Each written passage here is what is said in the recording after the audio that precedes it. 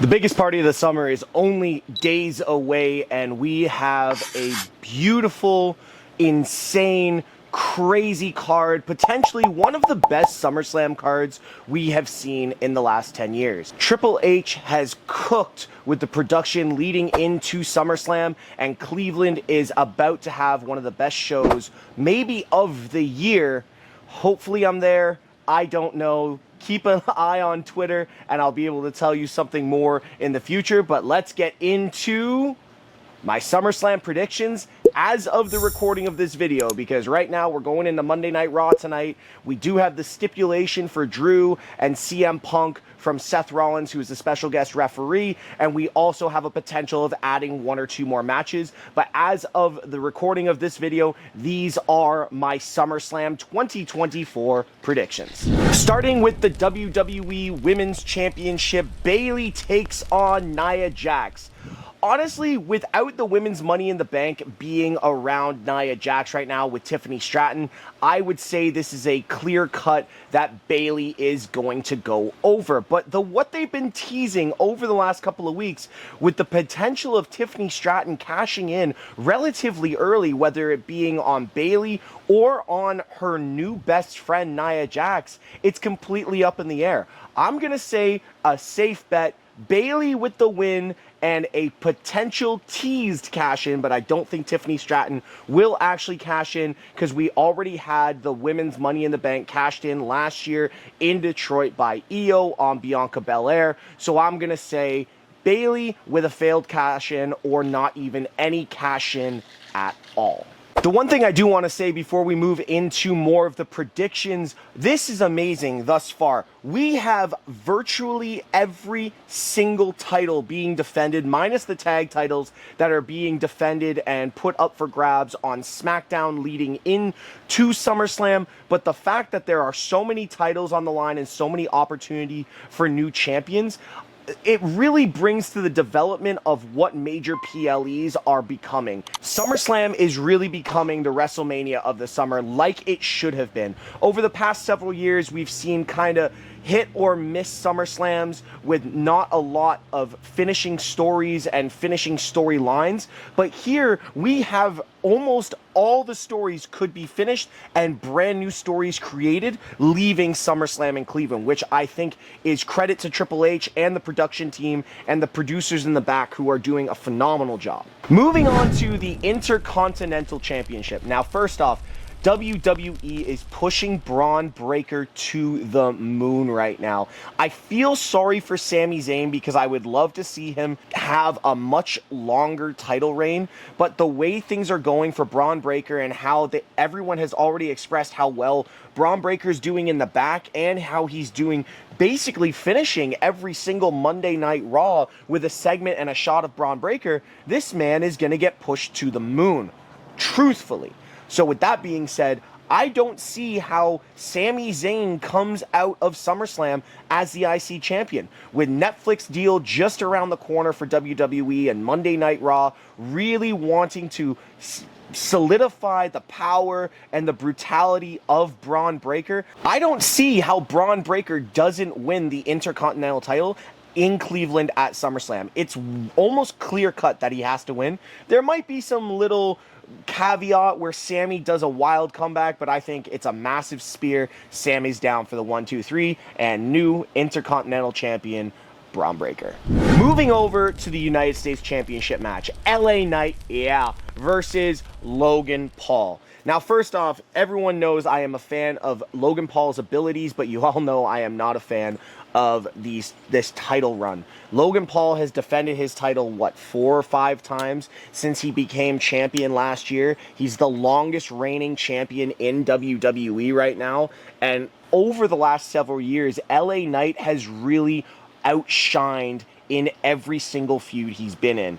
The Bray Wyatt feud, he pretty much came out on top there and really solidified himself as a main eventer. I would love to see LA Knight somehow in the undisputed WWE Championship picture or the World Championship picture, but that is just so stacked right now, it's hard to get him there. This being said, LA Knight for the US title in Cleveland with potentially Logan Paul losing in front of his hometown, it's going to be one of the biggest pops for two reasons. First off, LA Knight deserves to have a title around him. For the last 2 or 3 years, the man has come up just short in every feud and every title defense or match that he's been in because of someone or something else happening to help push another storyline. This is LA Knight's moment. Yeah, LA Knight for the W and new United States champion. And Logan Paul then moves on to another feud where he's not really in a title picture. I don't care if he goes back and challenges LA Knight at Bad Blood, but I really think that Logan Paul needs to find himself another situation where he maybe goes for tag titles or something like that. But right now, LA Knight deserves to be a champion, and it will be absolutely criminal if LA Knight does not walk out of Cleveland the new United States champion. Damian Priest, the World Heavyweight Champion, goes up against the King General Gunther.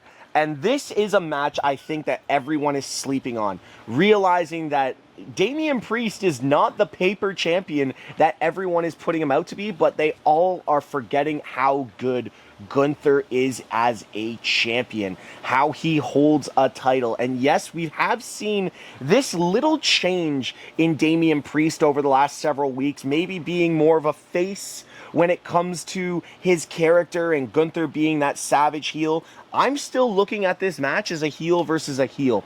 There is so much opportunity for this match to be a 5-star classic. And with Damian Priest kind of pushing his way away from the Judgment Day and all the cracks that are forming, I don't see how Damian Priest survives this, but I do think he does survive this. Gunther is ready to be World Heavyweight Champion, but I don't believe that it's that time right now. I think they need to build this feud a little bit more, even though the promo battles that they have had back and forth over the last several weeks on Monday Night Raw have been next level. They have been almost as good as Drew and CM Punk has been over the last several months. But Damian Priest and Gunther is my match of the night. Honestly, I think these guys are going to blow the proverbial roof off of Cleveland and put on a 5-star clinic. Both of these guys deserve to be in the positions that they're in. Gunther is world champion material, but I think there's a lot more story to tell with that little niggling of Finn Balor in the background that could potentially feud with Damian Priest going into Bad Blood with the demise and the falling of Judgment Day. I think there's more story that way, but don't forget, Gunther is going to be lingering. The man is a future world champion. So this match is a coin toss, but I'm going to go with Damian Priest and still El Campeón, World Heavyweight Champion. Sticking with the Judgment Day, Rhea Ripley goes one-on-one against Liv Morgan, the Women's World Heavyweight Champion. And this match has everything happening. These promos, these segments with Dom, these segments just with everyone involved is making this one of the best stories going into SummerSlam. Now, with that being said, there is a massive caveat in this match, and that being Dominic Mysterio. I don't know about anyone else, but I truthfully believe Dom and Liv are working together to turn on Rhea Ripley. I truly believe that Rhea Ripley is getting set up by Dominic Mysterio. Moving forward, this is going to be Rhea Ripley versus Dom and Liv going into Bad Blood. I'm so surprised that not more people are talking about this, but at the end of the day, it is going to be Liv Morgan, and still, with the help of her new poppy, Dominic Mysterio, and we are going to see Rhea Ripley go on her own little revenge tour starting on Monday Night Raw following SummerSlam. Guys, if you like videos like this, don't forget I am uploading daily videos moving forward on my YouTube channel. Don't forget to like, subscribe, and put the bell on for all notifications. And make sure you go check out yesterday's video. Not too sure which one it is in the rotation of what we've posted here, but it will be the card right up here, so you can click on that after this video is done. But let me know if you think Dominic Mysterio is going to turn on Rhea Ripley in the comments. Moving on to the undisputed WWE Championship, Cody Rhodes and his story takes on the new Tribal Chief, Solo Sikoa. Now, the Bloodline will obviously be involved, and we have the enforcer that is Jacob Fatu in Solo's corner. A lot of people are saying there's no way Cody drops the title here. I, on the other hand, believe that Cody is going to have more short runs as champion than he will have long-standing runs. Everyone's saying, oh, Cody could go to WrestleMania. Cody could go to SummerSlam next year. Cody has to defend against someone else that is Roman Reigns or The Rock. I completely understand that, but with the little bit of the Bloodline and the new Bloodline and the story that is there for Roman to return, Cody needs to lose. I'm not truly believing that Cody's going to lose, but for my prediction and how I believe this storyline needs to go, Cody needs to drop the title at SummerSlam and Solo needs to go over. Let's run it back 2 or 3 years where Roman is standing over top a fallen John Cena, still as your champion, and as he goes to do the "You Can't See Me," Brock Lesnar's music hits, and everyone goes wild. This is how you book the return of Roman Reigns. I don't care about Cody not getting the title back right now. Cody will get the title back before WrestleMania. I truly believe that. But right now, the story going into Bad Blood, the story going into War Games, it has to be Solo Sikoa as the undisputed WWE Champion. Another fact on this, Solo has done amazing work since his debut at Clash of the Castle. People are saying this guy has no aura, but the bloodline he has built has the ability to really force Roman to check himself and see who he needs to go apologize to and bring back into the original bloodline. Obviously, we're going to get Jimmy. Obviously, we're going to get Paul Heyman. There's rumors of Hikuleo, and we could potentially see a little pull to his old cousin, Jey Uso. Yeet. But really, there is opportunity to have one of the best storylines leading into WrestleMania as the Bloodline Civil War Round 2 happens. But right now, with this match, Solo needs to win the title to make the aura of Roman's return even bigger than what it already is. So, my prediction and new, undisputed WWE Champion, Solo Sikoa. And on to what I believe is going to be one of the best matches of the summer because it is the best storyline of 2024. Drew McIntyre, CM Punk with Seth freaking Rollins as the special guest referee. Now, Seth tonight on Monday Night Raw, as of the recording of this video, is going to give his rules and stipulations. So, I have no idea what those are going to be at this point. But, in my mind, this match comes down to who Seth Rollins hates more. Is it Drew McIntyre, who cost him and took his world title at WrestleMania? Or is it the man he despises the most in this business in CM Punk? At the end of the day, this match is going to be insane. There is going to be violence.